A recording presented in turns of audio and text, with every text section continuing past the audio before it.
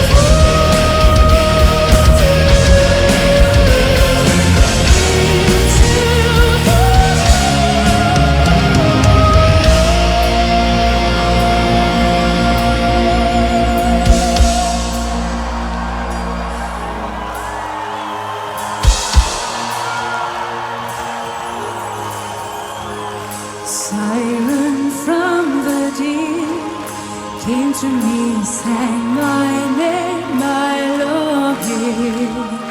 Still I write my songs about the dream of mine, worth everything I may ever be. Child will be born again, that siren carried him to me. First of them, true love.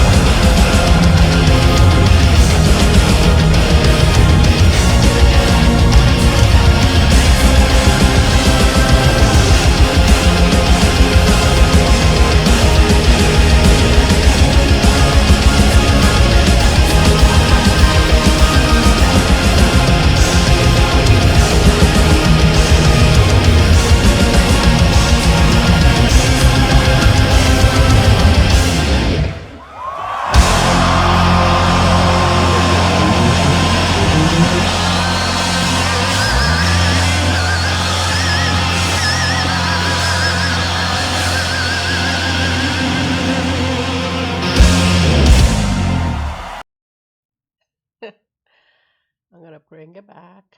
Um, all I gotta say is this. No matter how many times I can see this video, the waterworks are about to kick in. I all I'm gonna say is that, like I told you before, Ghost Love Score will always be my personal favorite because of the fact that it's one of those songs that is really sentimental to me, and I could see why that Floor loves to sing it because I've heard Taria's version of it, and I'm not sure if I even gonna react to it. I love her voice, don't get me wrong. She is a magnificent singer. But when I heard the original song, you could see that the original song was lacking that extra something that Floor added in her version. And pretty much I think everyone's could agree on that this version of Ghost Love Score is pretty much Floor's. I mean, like like I try to be very neutral when it comes to the music that I'm hearing. But the thing is that for me personally, I hear both versions. Yes, there was Taria's beautiful voice, but Floor took it to another level that, it just made this song her own. And I could understand why all the fans around the world will want to hear this song being played live, no matter how tired her vocal cords can get. She always tries to put her effort in making sure that this song is being played and give the audience the experience that fortunately the audience in Vakken experienced when they first heard her, and even in Buenos Aires, because the original, when she started playing for the band and she originally sang in Buenos Aires, it was just like everybody was like thrown off their, you know, like their feet, like what are we experiencing here? So yeah, so let me go back and explain some of the parts that I really enjoy from this concert.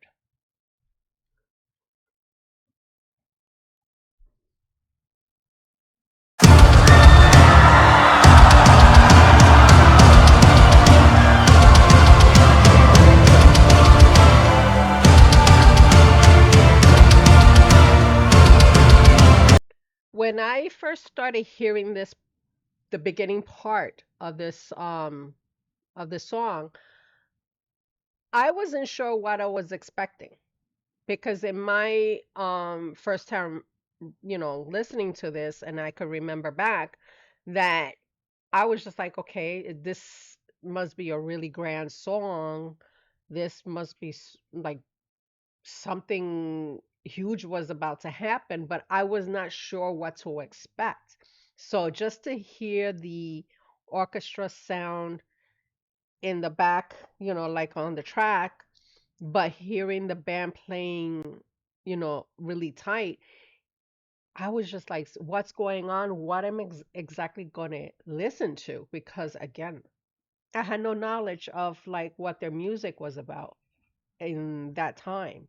So I was like, let me find out.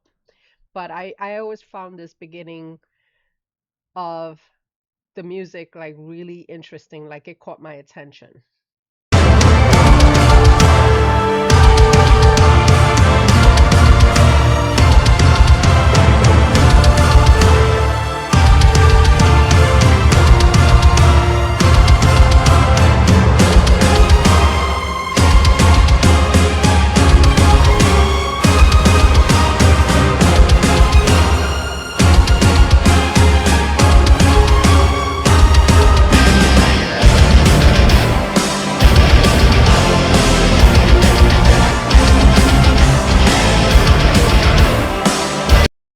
I gotta admit that when I'm hearing this in my head, that I really enjoyed the timing between Juka's drumming and Empu's riff.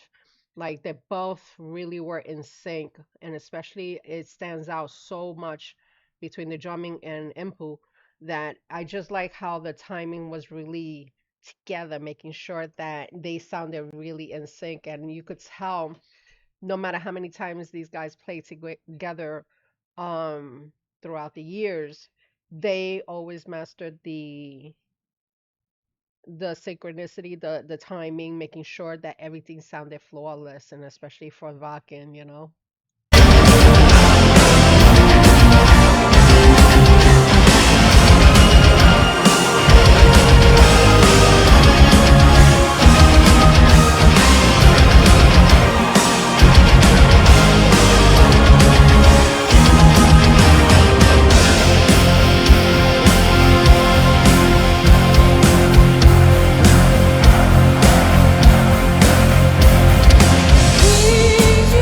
used to swim the same moonlight waters, oceans away from the rightful.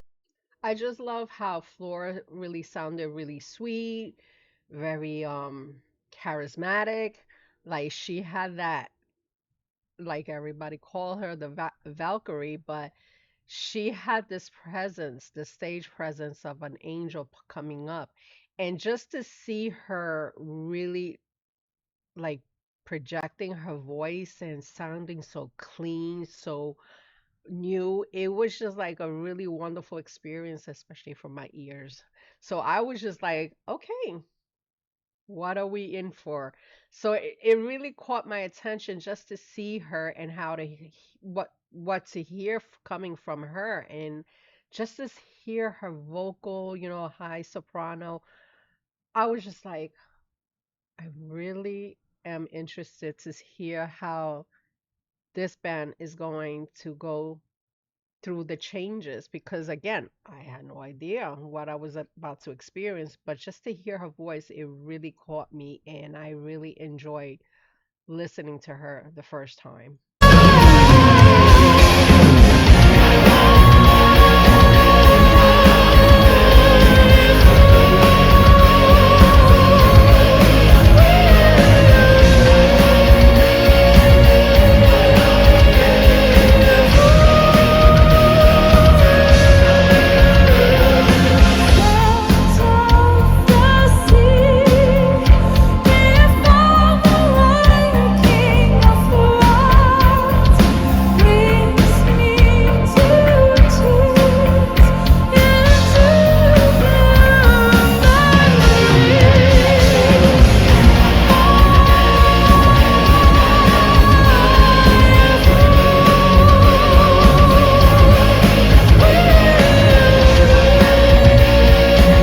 I like how she is able to still maintain her stance. Like again, I do pay attention to how singers do project their vocals. And I like how she is still firmly on, a stance, like, taking control. Because, I think a lot of times, and I'm gonna say this in all honesty, like here in America, like they think that just because you could move around, do dancing, like like seeing performers dance and sing, meaning that you got amazing talent. Yes, you do have great talent, but it doesn't mean to me that you have to have amazing talent if you're just standing there. Like I believe that yes, you if you stand in one spot, you projecting your music, your voice, you're sounding very clear, very charismatic. That as much the talent that I'm looking for as a viewer than having a bunch of bodies moving around and too many distractions and not experiencing the music itself. And that's why it caught my attention, is just seeing her posture, like really firm, like straight, you could tell that she is really, you know, projecting the sound that she wants to convey to her audience. And I think that's the most like amazing sound that I love to hear from an artist. So yeah, that's my thought on that one. But yes, I just love how she is able to maintain that posture in projecting, especially when she's doing this particular piece.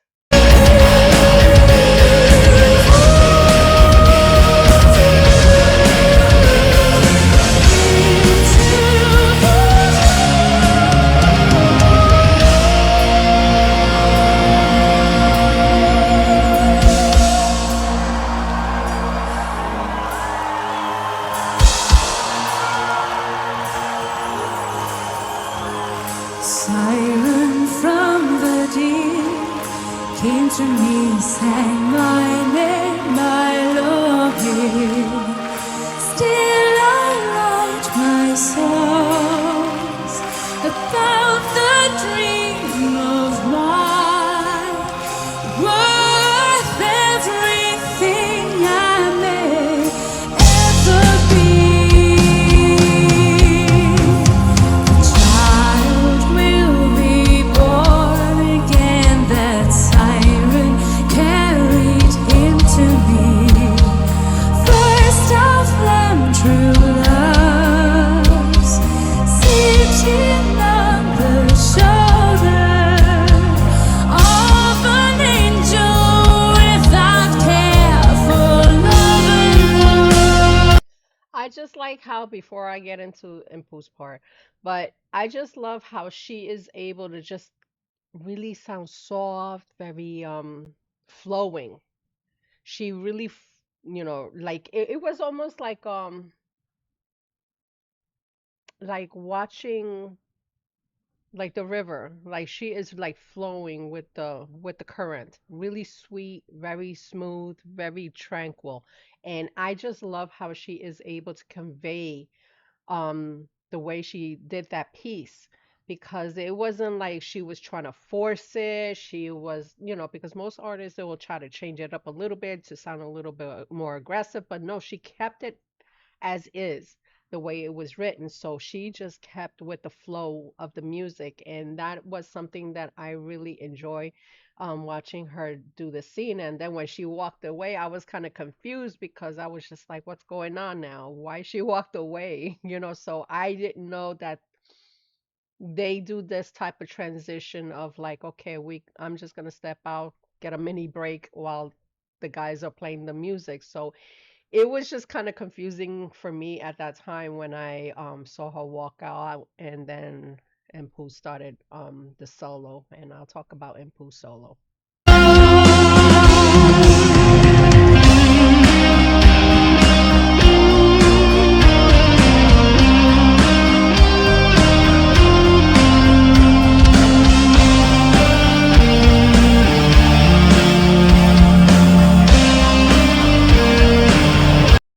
I just like how Impu is always paying attention to detail when it comes to any music that he puts together for the band, and especially when it comes to his part, because he has a very meticulous way of picking out the sound and making it sure that it sounds very precise, but it goes really good with the music. And I just like how he is able to stay focused regardless what he's going through at the moment, but he still maintain that focus on making sure that sound is coming through. And just to see him do this solo, I was just like, okay, this is really different. Like I've seen bands when they have a guitarist that they're gonna be like, well, they get a little cocky, a little arrogant, but no, he keeps it very modest, and just to keep the simplicity of the music, he does not um become like over like it's almost like arrogant. I was looking for is the word is arrogant, like becoming very arrogant on making sure that everything is portrayed only on him at that moment. But no, he just kept it really simple and just focused on the music, and then he bows out.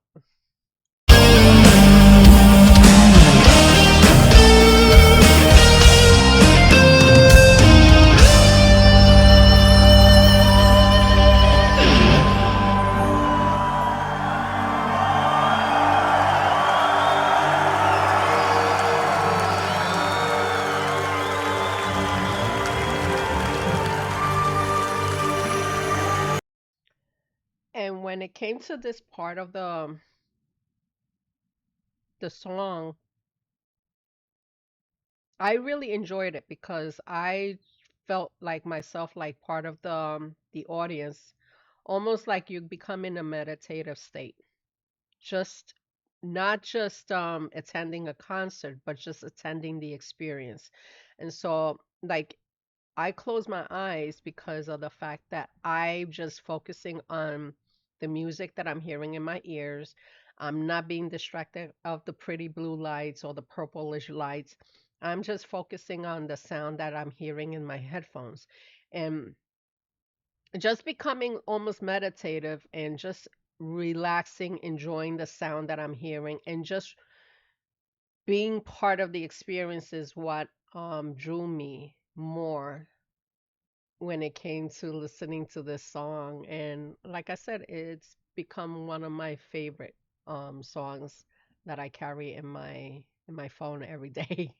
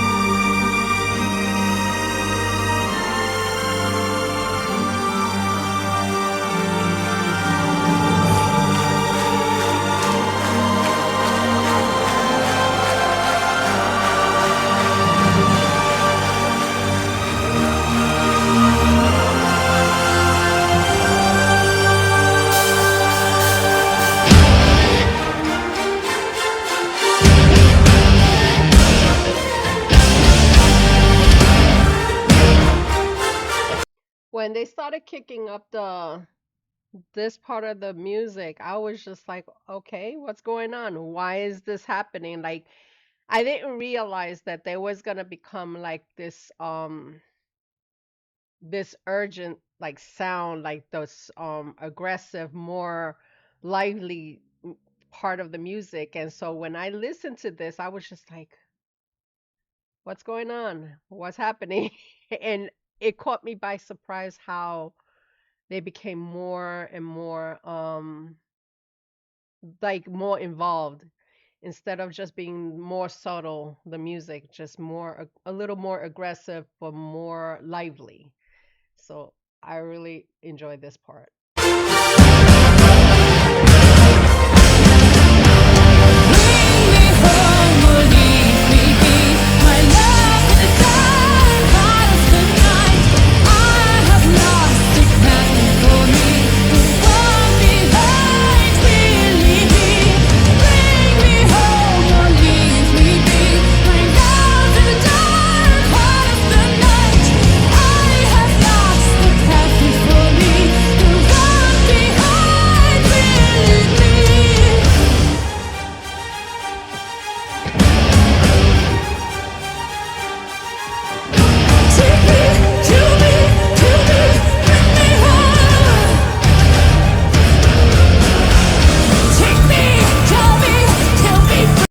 I like when she did that, like when she that's what I mentioned in the last reaction, well, revisiting of the song, that I like when she started to get like really more aggressive on the way she was about to sing. And then I like when she flicks her hair back like to get that extra air coming in. And then she becomes like a little more like authoritative, like I'm ready to conquer this. And she starts belting out those words. And then I hear that slight, almost like a slight growl, like a little anger building up and just coming out. That's why I was just like, yeah, girl, go do that. But I was just like really like engaged because I was just like, I like the aggression she was bringing out for this part, and I was just like, what else is gonna happen? So little do I know, it was just gonna escalate even more.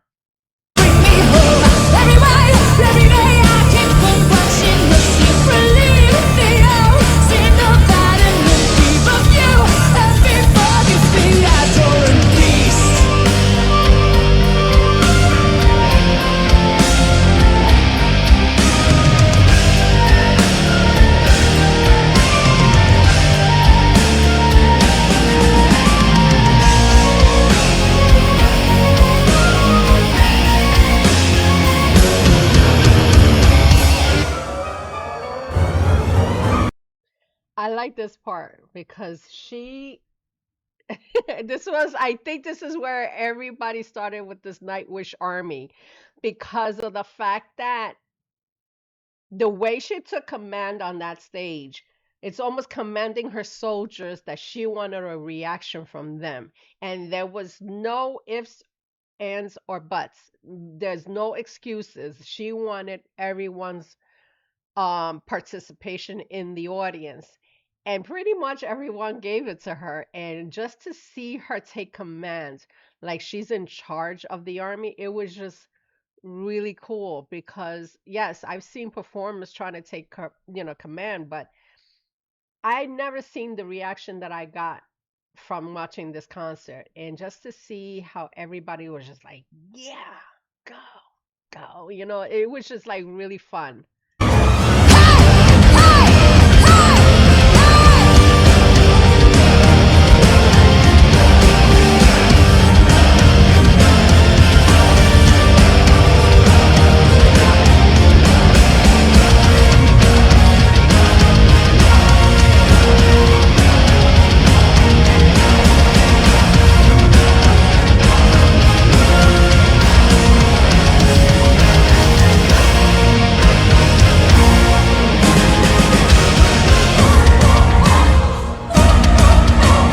When she did that, I was just like, that is freaking awesome. That was freaking awesome. Like she added the operatic sound and just to go in sync with the pyrotechnics and just to hear her do that.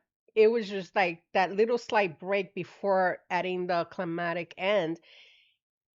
It shows how she was so versatile in each of the parts, but just to see her do this, I was just like, I really loved it. I really loved it. It was just like something that I just never experienced watching any type of even I've watched ballets back in the day. I watch, any type of classical music, and just to see her doing that, it was just like really amazing.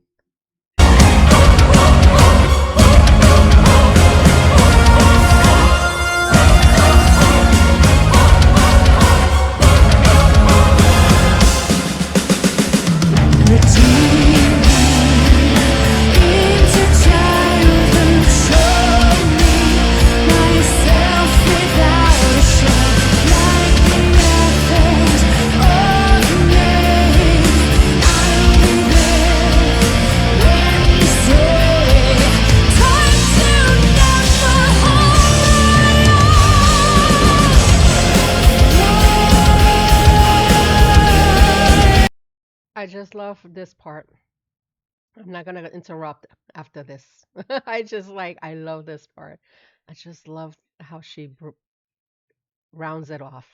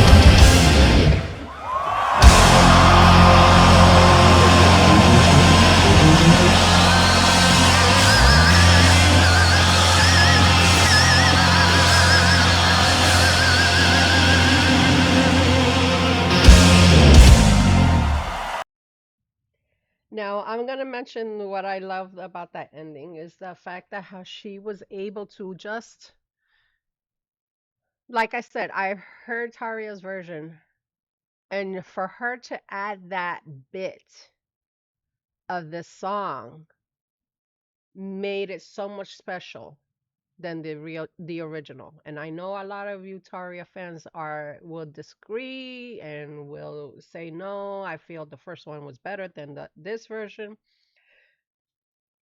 But I have to say from my perspective, I think like I said, Floor owns this because of the fact that she added that extra element that I think it was lacking in the first one. And it's nobody's fault. I don't think, anybody's to blame because Thomas, when he wrote this song, he did not think of the possibilities of almost like improving the score. And so for Floor to hit those notes, it was something that she really added that extra element of the theatric opera ending, like if it would the song is talking about the tragedy of a love, of how this love, you know, how it ended. And just for her to belt out that last bit really solidify her vocal capabilities as an artist. And so just for me to hear that the first time around, like I said, I was just like, who the fuck is this band? Not thinking that it was the same band that I heard years ago when when Taria was in the band and then Annette was in the band. Not knowing they were the same band, I knew that it was Nightwish, but I didn't know the whole circumstance of what happened in that course of time. And I already know, so you don't need to type it down. But just to hear the evolution of Nightwish, how it has evolved throughout the years.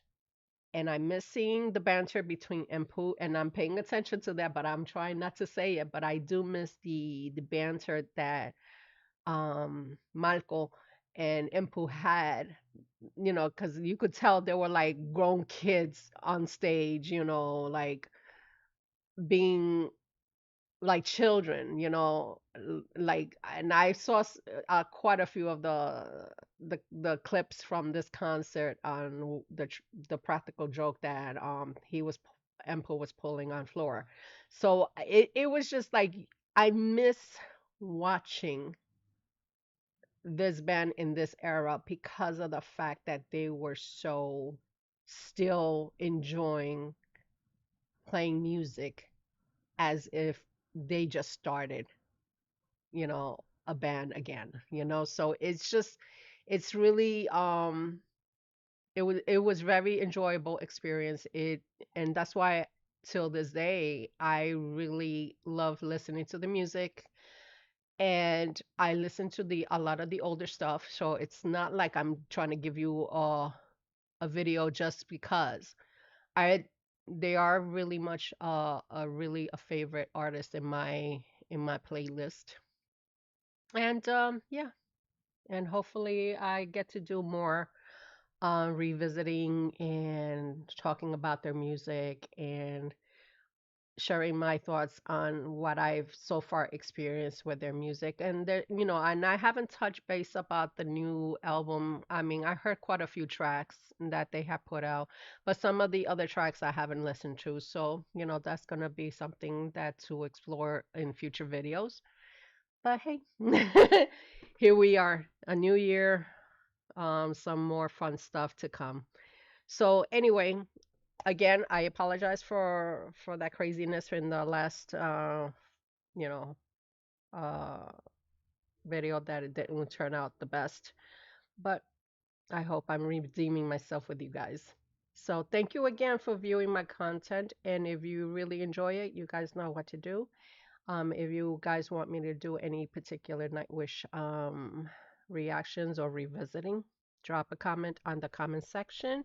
And I hope you guys have a wonderful, prosperous new year that we are in now. And that I hope everyone is being blessed in your lives.